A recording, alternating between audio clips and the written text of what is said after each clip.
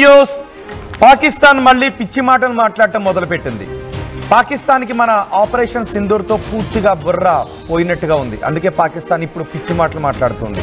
పాకిస్తాన్ ఇప్పటివరకు ఏమందో మీకు గుర్తుంది కదా, మేము తటస్థ వేదిక పైన సిద్ధంగా ఉన్నాము, భారత్ మాపై దాడి చేస్తుంది, మమ్మల్ని రక్షించండి అంటూ ప్రపంచ దేశాల దగ్గరికి వెళ్ళి కాళ్ళ వెళ్ళపడింది. మనం ఆపరేషన్ సింధూర్ని ప్రారంభించాం. పాకిస్తాన్లో ఉన్న ఉగ్ర శిబిరాలను మాత్రమే మనం టార్గెట్ చేసాం. 9 చోట్ల మనం దాడులు చేస్తాం. ఆ తర్వాత పాకిస్తాన్ మనపై దాడులు చేయడానికి ప్రయత్నించింది, మిసైల్స్ను ప్రయోగించింది, డ్రోన్లను ప్రయోగించే ప్రయత్నం చేసింది. వాటిని తిప్పి కొట్టాము అని కూడా చెప్పారు. కానీ ఇరు దేశాల మధ్య ఉద్రిక్త వాతావరణం నెలకొన్న సమయంలో ఎవరు సీజ్ ఫైర్ని కోరుకున్నారు? పాకిస్తాన్ చెబుతుంది భారతే మమ్మల్ని సీజ్ ఫైర్ అడిగింది అని పాకిస్తాన్ అంటూ ఉంది. భారత ప్రధాని సీజ్ ఫైర్కి అడిగారు అని పాకిస్తాన్ అంటూ ఉంది. ట్రంప్ మధ్యవర్తిత్వంతో ఈ సీజ్ ఫైర్ దిశగా అడుగులు పడ్డాయి. ట్రంప్ కూడా ముందుగానే ఆయన ట్వీట్ కూడా చేశారు. కానీ ఈ సీజ్ ఫైర్పై, కాల్పుల విరమణపై ఇప్పటికే భారతదేశంలో ప్రజల నుంచి, ప్రతిపక్షాల నుంచి మిశ్రమ స్పందన వ్యక్తమవుతుంది. అదే సమయంలో పాకిస్తాన్కి చెందిన నేతలు అంటూ ఉన్నారు, ఈ సీజ్ ఫైర్ని మేము కోరుకోలేదు, మేము యుద్ధానికి సిద్ధంగా ఉన్నాం, భారత్ అడిగితేనే సీజ్ ఫైర్కి అంగీకరించాము అని చెబుతూ ఉన్నారు. DGISPR inter services public relations DG, అతను director general of inter services public relations Aurangzeb మాట్లాడుతున్నాడు. భారత్ కోరుతూనే మేము సీజ్ ఫైర్కి అంగీకరించామని.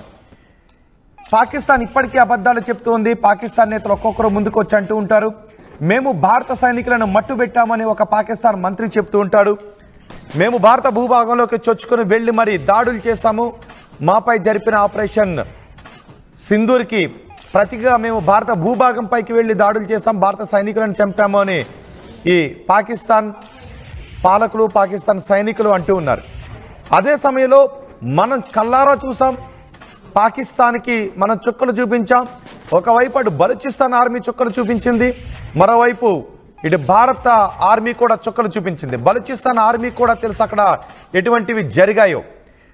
మా మిసైల్కున్న పవర్ ఏంటో పాకిస్తాన్ అడగండి అని మనం ప్రపంచ దేశాలు కూడా మనం చెబుతూ ఉన్నాం. ఇలాంటి సమయంలో ఇప్పుడు పాకిస్తాన్ అంటూ ఉంది. అంటే పాకిస్తాన్ ఉద్దేశం ఏంటి? మళ్ళీ ఏ ధైర్యంతో పాకిస్తాన్ ఇప్పుడు సీజ్ ఫైర్కి భారతే ముందుకొచ్చింది అని అంటూ ఉంది. అటు IMF నుంచి నిధులు వచ్చాయి, ఇటు చైనా అంటూ ఉంది మేము పాకిస్తాన్ వెంట ఉంటున్నాము అని చైనా అంటూ ఉంది. అంటే ఇప్పుడు పాకిస్తాన్ మళ్ళీ వక్ర బుద్ధిని చాటుకుంటూ ఉందా? పాకిస్తాన్ మళ్ళీ రెచ్చగొట్టే ప్రయత్నాలు చేస్తూ ఉందా? సరే సీజ్ ఫైర్ అంటే అడుగుతుంది, ప్రాణభిక్ష పెట్టించండి, భారత్ మమ్మల్ని తరుముతోంది, తురుముతోంది, వెంటాడుతుంది, ఐడెంటిఫై చేసింది, మమ్మల్ని ట్రేస్ చేసింది, మమ్మల్ని ఇప్పుడు పనిష్ అని అంటూ ఉంది భారత్. ప్రధాని అవే మాటలు మాట్లాడారు. ఇప్పుడు భారత సైన్యం మమ్మల్ని గుర్తుపట్టింది, వెంటాడుతోంది, మమ్మల్ని భయపెడుతోంది, మమ్మల్ని తరుముతోంది, తురుముతోంది అని ఈ పాకిస్తాన్ నేతలు తిరిగారు. కానీ ఇప్పుడు ఈ పాకిస్తాన్ నేతలు ఒక్కొక్కరు ముందుకు వచ్చి ఏమంటూ ఉన్నారంటే భారతదేశమే మమ్మల్ని సీజ్ ఫైర్ కోసం అడిగింది అని అడుగుతున్నారు. నిజానికి మనం కూడా మానవతా దృక్పథంతో వాళ్ళు అడుగుతూ ఉన్నారు. అమెరికా కూడా మధ్యవర్తిత్వం చేస్తుంది కాబట్టి కొంచెం సీజ్ ఫైర్ దిశగా మనం ఆలోచించి ఉండొచ్చు. ఎందుకంటే యుద్ధం కలిగించే పరిణామాలు ఎలా ఉంటాయో పాకిస్తాన్ కొట్టేయచ్చు కాక, కానీ యుద్ధం మిగిల్చే చేదు అనుభవాలు ఎలా ఉంటాయో మనం చూస్తూనే ఉన్నాం. అటు గాజాలో చూస్తూ ఉన్నాం, ఇజ్రాయెల్లో మనం చూస్తూ ఉన్నాం. ఇలాంటి నేపథ్యంలో యుద్ధం జరిగితే రెండు దేశాలకు కూడా ఎంతో కొంత నష్టం ఉంటుంది. కాబట్టి సర్లే పాకిస్తాన్, మనం ఆర్థిక శక్తిగా మనం ముందుకు ఎదగాలని అనుకుంటూ ఉన్నాం. నిజానికి పాకిస్తాన్ యుద్ధంతోనే కొట్టాల్సిన అవసరం లేదు. ప్రపంచ ఆర్థిక శక్తిగా మనం ఎదిగితే దానికి ప్రజలు, పాలకులు ఆ సపోర్ట్ కావాలి. అలాంటి ఒక ఆర్థిక శక్తిగా మనం ఎదిగితే ఇలాంటి పాకిస్తాన్లను, అలాంటి పాకిస్తాన్లకు సపోర్ట్ చేసే దేశాలను మనం పీచిమనొచ్చు. కానీ ఇప్పుడు పాకిస్తాన్ ఈ అగ్రరాజ్యాల సపోర్ట్ చూసుకుని, చైనా అగ్రరాజ్యం అని నేను అన్నాను, అమెరికా కొంత సపోర్ట్ కూడా చేస్తుంది. అమెరికా సపోర్ట్తోనే IMF నుంచి పాకిస్తాన్కి 20,000 కోట్ల రూపాయల నిధులు వచ్చాయి. ఇప్పుడు చైనా సపోర్ట్ని చూసుకుంటుంది. అమెరికా నేరుగా పాకిస్తాన్కి ఇప్పుడు సపోర్ట్ చేయలేదు, కానీ ఇప్పుడు చైనా సపోర్ట్ చూసుకుంటుంది. చైనా సపోర్ట్ చూసుకుని పిచ్చి మాటలు మాట్లాడుతుంది పాకిస్తాన్. కేవలం భారత పెట్టిన దయాదాక్షిణ్యాలపైనే పాకిస్తాన్ ఇప్పుడు బతుకుంది. నా దగ్గర అణుబాంబులు ఉన్నాయి అని అంటూ ఉంది. కానీ పాకిస్తాన్ దగ్గర అణుబాంబులను ఉపయోగించే టెక్నాలజీ ఉందా లేదా? ఆ అణుబాంబులు తుప్పుపట్టి ఉన్నాయా? పేలటానికి సిద్ధంగా ఉన్నాయా? అవి భారత భూభాగంలో పేలుతాయా? లేదంటే సన్నగా చీలిక మాదిరి ఉన్న తేగబద్దలాగా ఉన్న చీలిక మాదిరి ఉన్న పాకిస్తాన్లో అది ప్రయోగించిన వెంటనే పాకిస్తాన్లోనే పేలిపోయి పాకిస్తాన్నే అంతం చేసేస్తుందనే ఇన్ని డౌట్స్ మధ్య సర్లే సీజ్ ఫైర్ దిశగా వెళ్దాము అని అనుకుంటూ ఉంటే మానవతా దృక్పథంతో ఈ పాకిస్తాన్ ప్రేరేపిత నాయకులు అంటూ ఉన్నారు, మతి చెడిన పాకిస్తాన్ నాయకులు అంటూ ఉన్నారు, భారతే మమ్మల్ని అడిగింది కాల్పుల విరమణకు అంగీకరించండి, కాల్పులను ఆపేద్దామని భారతే మమ్మల్ని అడిగింది అని ఈ ఔరంగజేబ్ అంటూ ఉన్నాడు. ఒకసారి ఔరంగజేబ్ ఏమన్నాడు విందాం. Pakistan, as far as your first question is concerned, let me say it very clearly and put it on record. Pakistan never requested. The fact of the matter is that on the night of 6th and 7th May, once those ghastly and cowardly attacks were made, the Indians requested after those attacks. And Pakistan gave a very clear response that we will communicate back only after we have given the response that this and retribution that this act deserves. As far as your first విన్నర్గా మాటలు Pakistan DG inter services public relations DG Ahmed Sharif మాట్లాడుతున్నాడు. భారతే మమ్మల్ని కాల్పుల విరమణ దిశగా అడిగింది అని. ఇంతకు ముందు మనం చూసాం ఔరంగజేబ్ మాట్లాడిన మాటలను కూడా, పుల్వామా అటాక్ మా వ్యూహాత్మక చర్య అని ఔరంగజేబ్ అన్నాడు. ఇప్పుడు ఈ డీజీ అంటూ ఉన్నాడు, DG inter services public relations DG అంటూ ఉన్నాడు, భారతదేశమే మమ్మల్ని అడిగింది, కాల్పుల విరమణకు అడిగింది, అందుకే అంగీకరించాను అంటున్నాడు. ఒకసారి మళ్ళీ ఏమన్నాడు విందాం. As far as your first question is concerned, let me say it very clearly and put it on record. Pakistan never requested. The fact of the matter is that on the night of 6th and 7th May, once those ghastly and cowardly attacks were made, the Indians requested after those attacks. And Pakistan gave a very clear response that we will communicate back only after we have given the response that this and retribution that this act deserves. విన్నర్గా Pakistan DG inter services public relations DG Ahmed Sharif ఏమన్నాడు విన్నారు కదా, మేం Pakistan never requested అంట, పాకిస్తాన్ అడగలేదు అని అంటున్నాడు. పాకిస్తాన్ ఎప్పుడు అడగలేదు కాల్పుల విరమణకు పాటించండి అని, భారతదేశాన్ని మేము రిక్వెస్ట్ చేయలేదు, ఏ దేశాన్ని మేము అడగలేదు అని అంటూ ఉన్నాడు అహ్మద్ షరీఫ్ అంటూ ఉన్నాడు. అహ్మద్ షరీఫే కాదు, ఏకంగా పాకిస్తాన్ ప్రధానమంత్రి కూడా ఆ రోజు కొన్ని వార్తలు వచ్చాయి, పాకిస్తాన్ ప్రధాని భయంతో బంకర్లో దాక్కున్నాడని వార్తలు కూడా వచ్చాయి. దాన్ని బలూచిస్తాన్ కూడా అన్నింది. వాళ్ళ దేశంలో ఉన్నటువంటి ఒక ఎంపీ కూడా అన్నాడు, మా ప్రధాని అంటే పాకిస్తాన్ ప్రధాని, వాళ్ళ ప్రధాని పిరికి పందా దాక్కుంటున్నాడు, వెళ్ళి మాకు భయం వేస్తోంది, భారత్ని మేము ఓడించలేము, మా సైనికులు భయపడుతూ ఉన్నారు, అంటే పాకిస్తాన్ సైనికులు భయపడుతూ ఉన్నారు, మమ్మల్ని రక్షించండి ప్రపంచ దేశాలు అని వాళ్ళ దేశంలో ఉన్న చట్టసభలోనే వాళ్ళ చట్టసభ సభ్యుడు మాట్లాడిన మాటలు మనకు గుర్తున్నాయి కదా, మీకు ఒక్కసారి అవి కూడా వినిపిస్తాను. ఏమన్నాడు, పాకిస్తాన్ ప్రధాని పిరికి పందా, పాకిస్తాన్ ఆర్మీ భయంతో ఉంది, పాకిస్తాన్ ఆర్మీని పాకిస్తాన్ ప్రజల్ని ఇప్పుడు రక్షించాలి ప్రపంచ దేశాలు అని చట్టసభలో వాళ్ళ చట్టసభ సభ్యుడు మాట్లాడిన మాటలు మీకు గుర్తున్నాయి కదా, వాటిని గుర్తు చేసుకోండి. అంతేకాదు పాకిస్తాన్ మిలిటరీ హెడ్ క్వార్టర్స్ని కూడా మనం గజగజ వణికించాం కదా, ఇది పాకిస్తాన్కు తెలుసు కదా. కానీ Pakistan inter services public relations DG Ahmed ఏమంటూ ఉన్నాడు, అహ్మద్ షరీఫ్ ఏమంటూ ఉన్నాడు, మేం ఎవరిని అడగలేదు, మేము రిక్వెస్ట్ చేయలేదు, మేము యుద్ధానికి సిద్ధమని అన్నాం, కానీ భారతదేశం మమ్మల్ని సీజ్ ఫైర్ తీసుకురమ్మని అడిగింది అని అంటున్నాడు. ఇప్పుడు నేను మీకు 3 బాక్స్లో చూపిస్తాను. పీసీఆర్ ఒక్కసారి పాకిస్తాన్ చట్టసభల్లో పాకిస్తాన్ ప్రధాని పిరికి పందా, పాకిస్తాన్ ప్రధానికి మతి లేదు అన్న బయటను కూడా సిద్ధం చేయండి, దాన్ని మనం ప్లే చేద్దాం. ఇప్పుడు పాకిస్తాన్ ప్రధాని ఏమన్నాడో చూడండి. భారత్ పైన పాకిస్తాన్ విజయం సాధించిందంట. 4 సార్లు భారత్ పైకి యుద్ధానికి వచ్చారు, 4 సార్లు కూడా తొక్కి పెట్టి తిప్పికొట్టి పంపించాం. గుర్తుందిగా 47, 48లో కాశ్మీర్ అక్కడ ఉన్నటువంటి గిరిజనులను ఊసుకొలిపి గిరిజనుల రూపంలో కాశ్మీర్పై దాడి చేశారు. అప్పుడే పీఓకే ఇదైంది. కానీ అప్పుడు మనం గెలిచినప్పటికీ పీఓకేని అప్పటి పాలకుల నిర్ణయాలతో వదిలేయాల్సి వచ్చిందని అంటూ ఉంటారు. ఆ తర్వాత 65లో మనం పాకిస్తాన్ సేనలను తిప్పికొట్టాము. లాల్ బహదూర్ శాస్త్రి ప్రధానిగా ఉన్న సమయంలో పాకిస్తాన్ సేనలను వాళ్ళ భూభాగంలోకి పంజాబ్ వరకు తరిమి కొట్టాం. గుర్తుంది కదా, పంజాబ్ వరకు తరిమి కొట్టాం. ఇప్పుడు పాకిస్తాన్లో ఉన్న పంజాబ్ ప్రావిన్స్ గుర్తుంది కదా, అక్కడ వరకు తరిమి కొట్టాం. ఆ తర్వాత ఒక ఒప్పందాన్ని చేసుకున్నారు మళ్ళీ వచ్చి. ఆ తర్వాత 71లో గుర్తుంది కదా, పాకిస్తాన్ తోక జాడిస్తే ఒక తూర్పు పాకిస్తాన్ లేకుండా చేసి పారేశాం. మళ్ళీ 99లో తోక జాడించారు కార్గిల్లో. తరిమి కొట్టాం, కొండ అవతలకి తరిమేశాం పాకిస్తాన్ సేన. భయంతో వెనుదిరిగి పారిపోయారు. మళ్ళీ ఇది 2025లో పెహల్గాం మధ్యలో చాలా మారణ హోమాలకు పాల్పడ్డారు. మళ్ళీ మాట్లాడదాం. 2025లో పెహల్గాం ఘటనకు మనం ప్రతిగా ఆపరేషన్ సింధూర్ని ప్రారంభిస్తే పాకిస్తాన్కి ముచ్చెముటలు పట్టాయి. మనం నీళ్లను ఆపేస్తే పాకిస్తాన్కి గొంతెండిపోయింది. ఇప్పుడు పాకిస్తాన్ భయంతో అల్లాడిపోతూ ఈ పిచ్చి మాటలు మాట్లాడుతూ ఉంది. పాకిస్తాన్ ప్రధాని ఏమన్నాడో చూద్దాం. 2025లో మనం సీజ్ ఫైర్ అడిగామంట, మన దేశంలోకి వచ్చి మన సైనికులను హతమార్చారంట, మన భూభాగంలోకి వచ్చి మనల్ని తరిమి కొట్టారంట. ఈ యుద్ధంలో పాకిస్తాన్ విజయం సాధించిందంట. సో ప్రధాని ఏమన్నాడు ఒకసారి మీరు వినండి. పాకిస్తాన్ ప్రధాని ఏమన్నాడు, మీ అభిప్రాయాన్ని కమెంట్ బాక్స్లో చాలా స్పష్టంగా తెలియచేయండి. మనం మళ్ళీ మాట్లాడదాం. ये अफवाज पाकिस्तान की कामयाबी के साथ साथ पूरी पाकिस्तानी कौम की फतह है। ये अजीम लम्हा शुक्र है जिसके लिए 24 करोड़ आवाम ने अपने जेब देता है। ये अफवाज पाकिस्तान की कामयाबी के साथ साथ पूरी पाकिस्तानी कौम की फतह है। ये अजीम लम्हा शुक्र है जिसके लिए 24 करोड़ आवाम ने अपने చూసారా పాకిస్తాన్ ప్రధాని ఏమన్నాడు. నేను ఒక ఇంపార్టెంట్ విషయం మీకు చెప్పే ముందు ఒక కమెంట్ రవి అంట.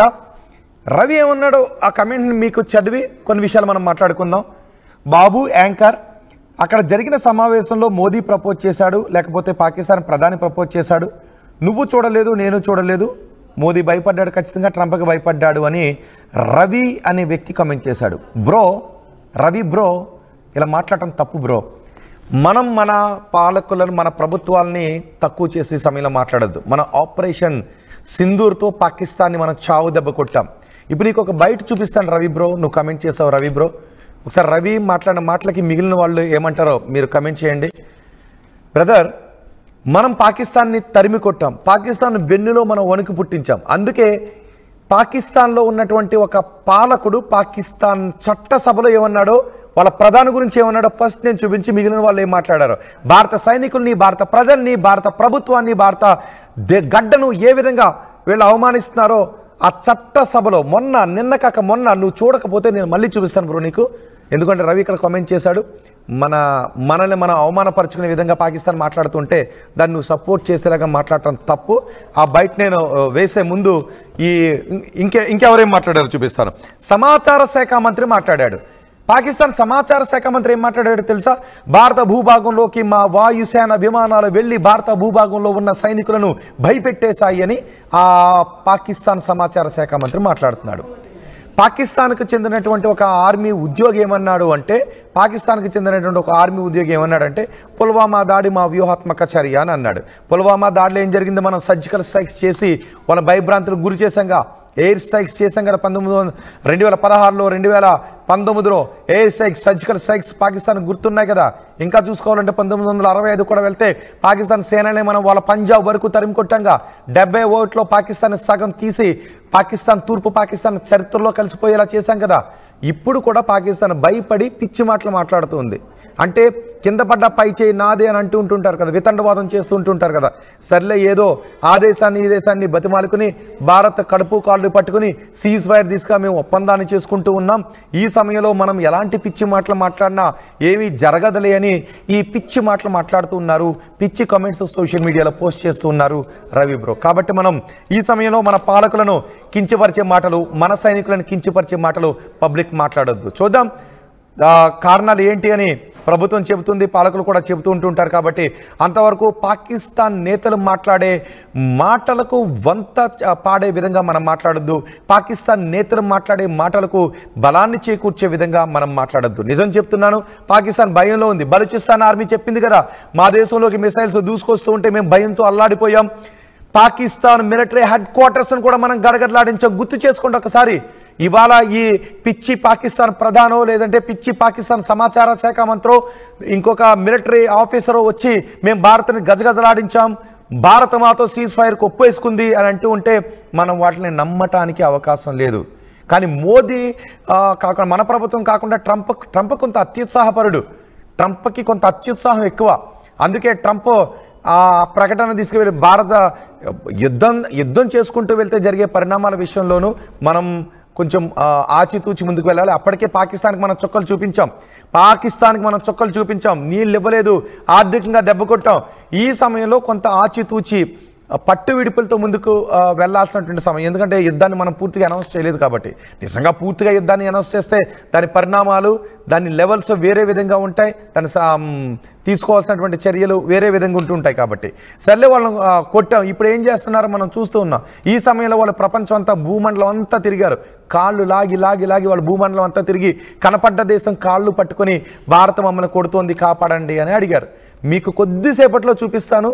పాకిస్తాన్ చట్టసభలో ఆ దేశ చట్టసభ సభ్యులు అందరూ చూస్తున్నారు, ప్రపంచం మొత్తం చూస్తూ ఉంటే మాకు భయం వేస్తోంది. పాకిస్తాన్ పాలకులుగా మా పాకిస్తాన్ ప్రజలు భయపడుతూ ఉన్నారు. దయచేసి యుద్ధాన్ని ఆపించండి, మమ్మల్ని కాపాడండి అని ఒక పాకిస్తాన్ ప్రజాప్రతినిధి మాట్లాడాడు కదా. ఆ మాట్లాడిన మాటలు గుర్తు చేసుకుందాం. ఇప్పుడు చూడండి ఒకసారి. ప్రధాని మాట్లాడిన తర్వాత ఈ పాక్ మంత్రి ఏం మాట్లాడాడో అది కూడా ఒకసారి విందాం.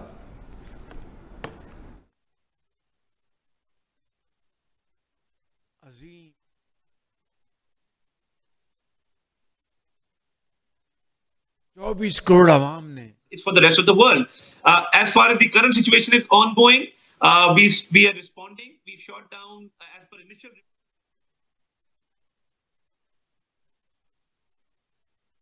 अफवाज पाकिस्तान के साथ सीसा पिलाई हुई दीवार बनकर खड़ी है। आप पाकिस्तान की फतह के लिए तहज्जुद के वक्त सजदा रेत रहे, आपने दिन रात दुआएं की और जिसके नतीजे में अल्लाह ताला ने अपनी कमाल मेहरबानी से आपको शानदार फतह से नवाजा है, ज़ेब देता है। ये अफवाज पाकिस्तान की कामयाबी के साथ साथ पूरी पाकिस्तानी कौम की फतह है। ये अजीम लम्हा शुक्र है जिसके लिए 24 करोड़ आवाम ने अपने शेरों और शाहीनों पर वालेहाना मोहब्बत के फूल बरसाए। पूरी कौम अफवाज पाकिस्तान के साथ सीसा पिलाई हुई दीवार बनकर। Only after we have given the response that this and retribution that this act deserves. As far as your first question is concerned, let me say it very clearly and put it on record. Pakistan never requested. The fact of the matter is that on the night of 6th and 7th May, once those ghastly and cowardly attacks were made, the Indians requested after those attacks, and Pakistan gave a very clear response that we will communicate back only after we have given the response that this and retribution that this act deserves. చూసారా పాకిస్తాన్ నేతలు, పాకిస్తాన్ పాలకులు, పాకిస్తాన్ సైనికులు ఏం మాట్లాడుతూ ఉన్నారు? భారత్పై యుద్ధాన్ని సాధించావని ఈ పాకిస్తాన్, పవర్ లేని పాకిస్తాన్ ప్రధాని అంటూ ఉంటాడు. భారత్ని, భారతదేశంలో మా సైనికులు వెళ్ళి తరిమి కొట్టారు, భారత భూభాగంపైనే తరిమి కొట్టారు అని